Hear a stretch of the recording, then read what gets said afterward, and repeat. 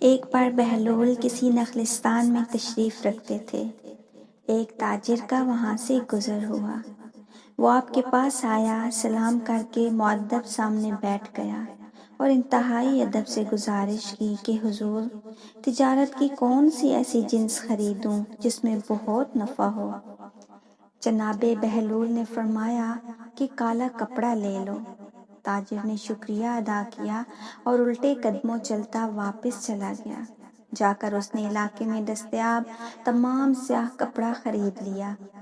کچھ دنوں بعد شہر کا ایک بہت بڑا آدمی انتقال کر گیا۔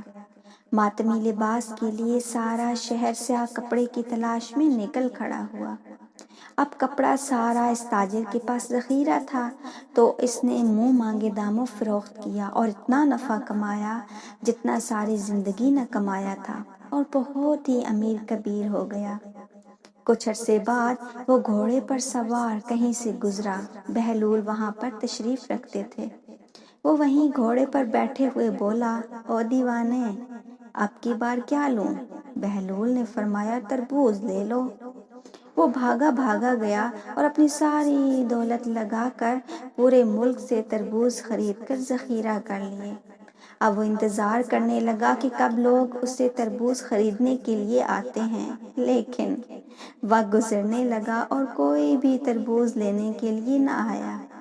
چند ہی دن بعد اس کے سب تربوز خراب ہو گئے اور وہ کوڑی کوڑی کا محتاج ہو گیا۔ اسی خستہ حالی میں گھومتے پھرتے اس کی ملاقات بہلول سے ہو گئی تو اس نے کہا، یہ کیا کیا آپ نے میرے ساتھ؟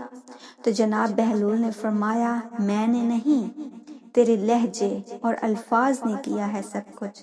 جب تو نے ادب سے پوچھا تو مالا مال ہو گیا، اور جب گستاخی کی تو کنگال ہو گیا۔ کسی نے سچ کہا ہے، با ادب با نصیب، بے ادب بے نصیب۔